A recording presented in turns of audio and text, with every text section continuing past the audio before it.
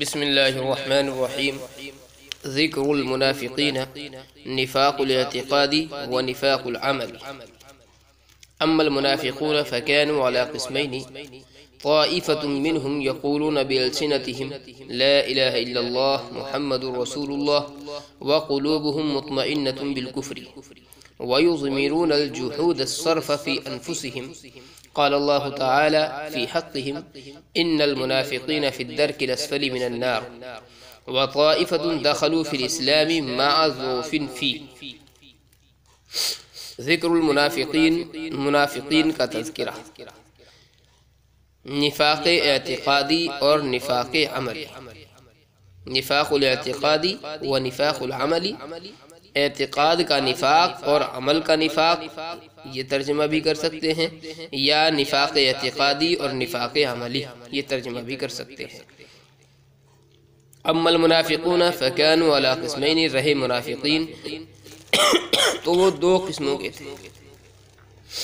طائفۃ منہم، ان میں سے ایک جماعت یا ایک گروہ، یقولون بألسنتہم، اپنی زبان سے کہتے تھے لا الہ الا اللہ محمد رسول اللہ، کہ اللہ کے علاوہ کوئی عبادت کے لائق نہیں اور محمد صلی اللہ علیہ وسلم اللہ کے رسول ہیں.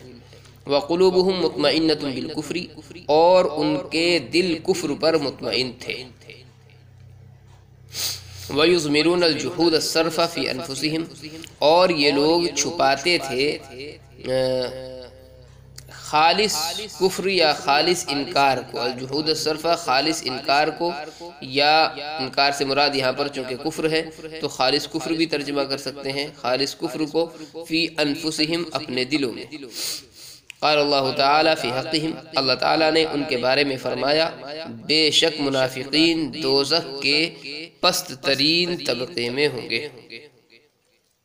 وطائفۃ دخلوا فی الاسلام مع ضعف فیہ، اور ایک گروہ اسلام میں داخل ہوا تھا مع ضعف فیہ، اسلام میں کمزوری کے ساتھ. شاہ صاحب رحمۃ اللہ علیہ نے منافقین کا اب کچھ تذکرہ شروع کیا ہے. منافق اس کو کہتے ہیں جس کا ظاہر اور باطن ایک سا نہ ہو، ظاہر میں کچھ ہو باطن میں کچھ ہو، یا کھلے لفظوں میں ظاہر میں وہ لا الہ الا اللہ محمد رسول اللہ کا اقرار کرتا اور دل جو ہے اس کا وہ کفر پر مطمئن ہو، اس نے اپنے دل کے اندر کفر کو چھپا رکھا ہے. اصل جو شریعت میں منافق ہے وہ اس کو کہا جاتا ہے. زبان سے جو کلمہ طیبہ کا اقرار کرے اور دل سے وہ کافر ہو، دل میں لا الہ الا اللہ کی تکذیب اس نے چھپا رکھی ہو، تو اس کو منافق کہتے ہیں. مصنف رحمۃ اللہ علیہ نے اولاً دو قسمیں کی ہے، نفاق اعتقادی اور نفاق عملی. پھر اما المنافقون فکانوا علی قسمین سے منافقین کی دو تذکرے کی ہیں. تو یہاں پر جو نفاق اعتقادی نفاق عملی ہے یہ نفاق کی قسمیں بیان کی ہیں، اور اما المنافقون فکانوا علی قسمین سے منافقین کی قسمیں بیان کی. شاہ صاحب رحمۃ اللہ علیہ فرماتے ہیں کہ منافقین کی دو قسمیں تھیں. کچھ لوگ تو ایسے تھے جو مسلمان ہونے کا دعویٰ کرتے تھے لیکن حقیقت میں وہ پکے کافر اور مشرک تھے. اب ظاہر ہے جو دل سے مکمل طور پر شرک کرتا ہو اور کفر پر وہ مطمئن ہو تو قیامت میں اس کا جو حال ہوگا وہ منافقین کے ہی ساتھ میں، یہ مشرکین اور کافرین کے ساتھ میں ہی ہوگا. دوسرے شاہ صاحب فرماتے ہیں کہ کچھ ایسے لوگ تھے جو مسلمان تو ہو گئے تھے لیکن ابھی اسلام ان کے دلوں کے اندر مضبوط نہیں تھا، وہ پختگی کے ساتھ مسلمان نہیں ہوئے تھے، دل میں جو ہے ابھی تذبذب کچھ نہ کچھ باقی تھا، اسلام کی کمزوری اور اسلام کا ضعف ان کے دلوں کے اندر باقی تھا. تو ایک یہ منافقین تھے. یہ جو پہلی قسم کے منافقین ہیں، طائفۃ منہم یقولون بألسنتہم، یہ منافق اعتقادی ہیں. اور نیچے جو ہے طائفۃ دخلوا فی الاسلام مع ضعف فیہ، یہ منافقین جو ہے نفاق عملی والے منافقین ہیں. تو یہاں پر نفاق اعتقادی نفاق عملی دو قسمیں بیان کی، اس کے بعد میں منافقین کی دو قسمیں بیان کی اور بتایا کہ پہلی جو جماعت ہے وہ نفاق اعتقادی کے اندر مبتلا تھی اور دوسری جو جماعت ہے وہ نفاق عملی کے اندر مبتلا تھی. یعنی اعتقاد تو ان کا مضبوط تھا کہ اللہ ایک ہے، لیکن اسلام پختگی کے ساتھ راسخ نہیں ہوا تھا، اور پختگی کے ساتھ راسخ نہ ہونے کا مطلب یہ ہے کہ اعمال میں وہ کمزور تھے. تو ایک نفاق اعتقادی ہو گیا، ایک نفاق عملی ہو گیا. ایک جماعت نفاق اعتقادی میں مبتلا تھی اور دوسری جماعت نفاق عملی میں مبتلا تھی. کچھ الفاظ عبارت کے اندر آئے ہیں. یضمرون الجحود الصرف فی انفسہم، ازمرہ یضمرو کے معنی چھپانے کے آتے ہیں. جہود ہم نے بتلایا کہ اصل تو انکار کے معنی میں ہے، باب فتح یفتح سے آتا ہے جہد یجہد، انکار کرنا، لیکن یہاں پر مطلقاً انکار مراد نہیں ہے بلکہ اللہ تعالیٰ کا انکار یا کلمہ لا الہ الا اللہ انکار مراد ہے. اس لیے یہاں پر کفر کا ترجمہ ہم نے یہاں پر کر دیا تھا. ان المنافقین فی الدرک الاسفل من النار، درکن کے معنی درجے کے آتے ہیں، تو فی الدرک الاسفل کے مطلب نچلے طبقے میں یا نچلے درجے میں. پھر آگے شاہ صاحب رحمۃ اللہ علیہ نے کچھ شکلیں بیان کی ہیں نفاق عملی. فمنهم من يعتاد موافقة قومهم ان ثبت القوم على الإيمان ثبتوا وإن رجع القوم إلى الكفر رجعوا. ومنهم من استولى على قلوبهم الانسياق وراء للذات الدنيوية الدنيئة بحيث لم يزر في قلوبهم مكانا لحب الله وحب رسوله صلى الله عليه وسلم.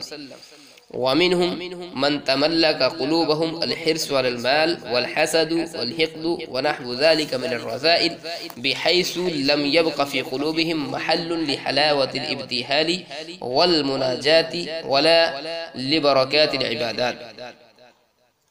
ومنهم من انغمسوا في شؤون المعاش واشتغلوا بها حتى لم يبق لديهم فرصة للاهتمام بأمر الآخرة ولترقبها وللتفكير فيها.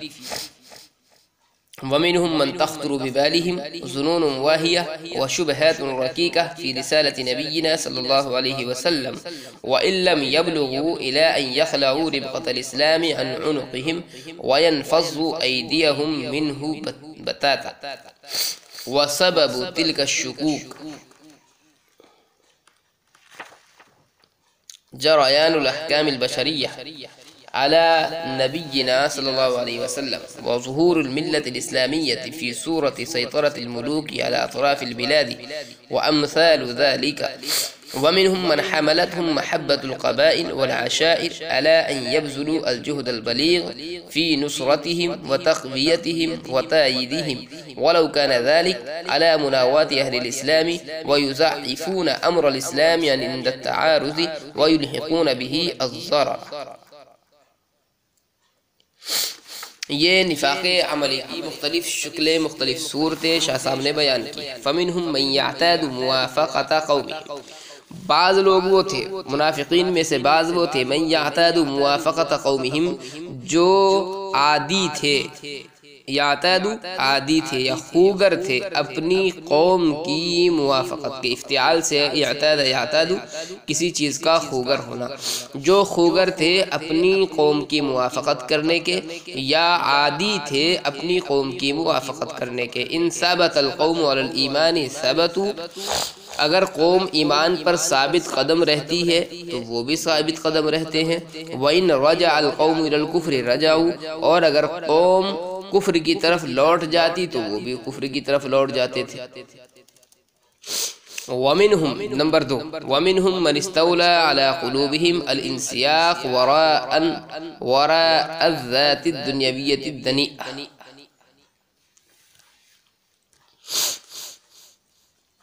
منافقین میں سے بعض وہ ہیں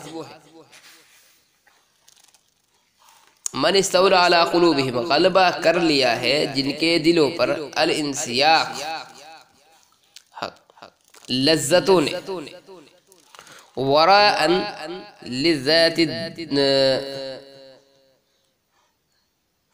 للذات دنیویت الدنیئہ، حقیر دنیا کی لذتوں نے جن کے دلوں پر قبضہ کر لیا ہے، حقیر دنیا کی لذتوں نے، انساقا ینساقو انسیاقتن، اس کے معنی اصل آتے ہیں قطار میں چلنا، اونٹوں کے لیے بولا جاتا ہے قطار میں چلنا۔ تو غلبہ کر لیا تھا جن کے دلوں پر خسیس اور بری، دنیئہ کے معنی خسیس کے آتے ہیں، یہاں پر حقیر بھی ترجمہ کر لیں گے ہم۔ غلبہ کر لیا تھا جن کے دلوں پر حقیر دنیا کی لذتوں کے چلنے نے، یعنی حقیر دنیا کی لذتوں نے جن کے اوپر قبضہ کر لیا تھا۔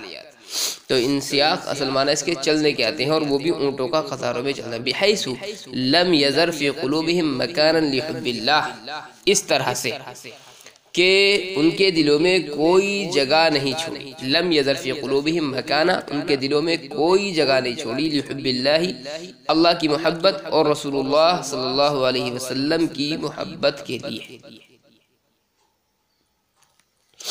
یذرو اس کے معنی چھوڑنے کے آتے ہیں، اور یہ جو فعل ہے اس کی خصوصیت یہ ہے کہ اس کا ماضی وغیرہ استعمال نہیں ہوتا ہے، صرف مضارع استعمال ہوتا ہے اور امر استعمال ہوتا ہے، بس دو صیغے اس کے استعمال ہوتے ہیں۔ وَمِنْهُمْ مَنْ تَمَلَّكَ قُلُوبَهُمْ الْحِرْصُ عَلَى الْمَالِ وَالْحَسَدُ وَالْحِقْدُ وَنَحْوُ ذَلِكَ، اور منافقین میں سے بعض وہ ہیں جن کے دلوں پر قبضہ کر لیا، تملک جن کے دلوں پر قبضہ کر لیا ہے، الحرص والمال، مال کی حرص نے، مال کی حوث نے، اور حسد اور کینے نے، ونحو ذالک، اور اس کے علاوہ بہت سی رضائی، بحیث لم یبق فی قلوبہم محل لحلاوت الابتحال والمناجات، اس طرح سے کہ نہیں باقی رہی ان کے دلوں میں کوئی جگہ، یا نہیں باقی رہا ان کے دلوں میں کوئی موقع دعا اور مناجات کی حلاوت کے لیے۔ ابتحلا یبتحل، ابتحال کے معنی آتے ہیں گڑ گڑانا، دعا اور مناجات میں حلاوت کے لیے، ولا لبرکات العبادات، اور نہ ہی عبادتوں کی برکات کے لیے۔ وَمِنْهُمْ مَنْ انْغَمَسُوا فِي شُؤُونِ الْمَعَاشِ وَاشْتَغَلُوا بِهَا، اور منافقین میں سے بعض وہ ہیں جو ڈوبے ہوئے ہوتے ہیں، انغمسوا جو ڈوبے ہوئے ہیں معاش کے، فی شؤون المعاشی، معاشی امور میں یا معاش کے امور میں، حتی واشتغلوا بها، اور اس میں مشغول ہے، حتی لم يبق لديهم فرصة للاهتمام بأمر الآخرة ولترقبها وللتفكير فيها، یہاں تک کہ ان کے پاس کوئی وقت باقی نہیں رہتا کار آخرت کے اہتمام کے لیے۔ حتی لم يبق لديهم، یہاں تک کہ باقی نہیں رہتا ان کے پاس کوئی لمحہ فرصت امر آخرت کے اہتمام کے لیے، ولترقبها، اور اس کا خیال رکھنے کے لیے، وللتفکیر فیہا، اور امور آخرت کے بارے میں سوچنے کے لیے۔ وَمِنْهُمْ مَنْ تَخْطُرُ بِبَالِهِمْ ظُنُونٌ وَاهِیَةٌ، اور منافقین میں سے بعض وہ ہیں جن کے دل میں بیہودہ خیالات کھٹکتے ہیں، تخطر کھٹکتے ہیں، جن کے دلوں میں بیہودہ خیالات، ظنون واہیہ بےہودہ خیالات، وشبہات رقیقہ، اور کمزور شبہات، کس کے متعلق کھٹکتے ہیں؟ فی رسالت نبینا صلی اللہ علیہ وسلم، ہمارے نبی صلی اللہ علیہ وسلم کی رسالت کے تعلق سے، وَإِن لَمْ يَبْلُغُوا إِلَىٰ أَن يَخْلَوْا رِبْقَةَ الْإِسْلَامِ، اگرچہ وہ اس درجے تک نہیں پہنچتے کہ وہ اسلام کا قلادہ اپنی گردنوں سے نکال پھینکے، وَيَنْفَضُّوا أَيْدِيَهُمْ مِنْهُ بَتَاتًا، اور اسلام سے بالکلیہ اپنے ہاتھ جھاڑ لے۔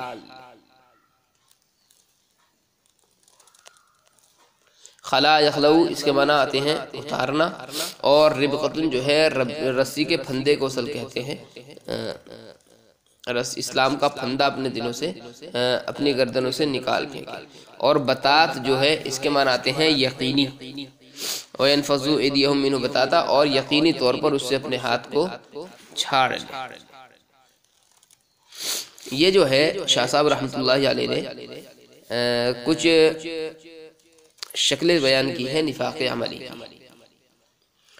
اور یہ جو نفاق عملی ہے ظاہر بات ہے یہ مسلمانوں کے اندر ہی ہوتا ہے، یعنی دل سے تو وہ مسلمان ہوتے ہیں، ہاں عمل کے اعتبار سے نفاق کی مختلف شکلیں ان کے اندر پائی جاتی ہیں، جن میں سے پہلی شکل شاہ صاحب ذکر فرماتے ہیں کہ کچھ کو لوگ وہ ہوتے ہیں جو اپنی قوم کی موافقت کرنے کے عادی ہوتے ہیں، اور بس جس ڈگر پر برادری چلتی ہے، جس طرز پر برادری چلتی ہے اسی طرز پر وہ لوگ چلتے ہیں۔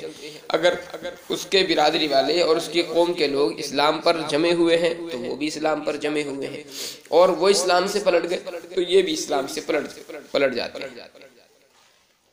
دوسری شکل ہے وَمِنْهُمْ مَنِ اسْتَوْلَى عَلَى قُلُوبِهِمْ الْانْسِيَاقُ، یعنی بعض لوگوں کے دلوں پر دنیا کی جو لذتیں ہیں اور دنیا کی جو بہاریں ہیں وہ اس طرح قبضہ جما لیتی ہے کہ ان کے دلوں میں پھر اللہ اور اس کے رسول کی محبت کے لیے کوئی جگہ باقی نہیں رہتی، بس وہ دنیاوی لذتوں میں اور دنیا کے عیش و آرام میں ہی مست رہتے ہیں، اور اسلام کے کیا تقاضے ہیں، ایمان کے کیا تقاضے ہیں، وہ ساری چیزوں کو یکسر ایک طرف ڈال دیتے ہیں۔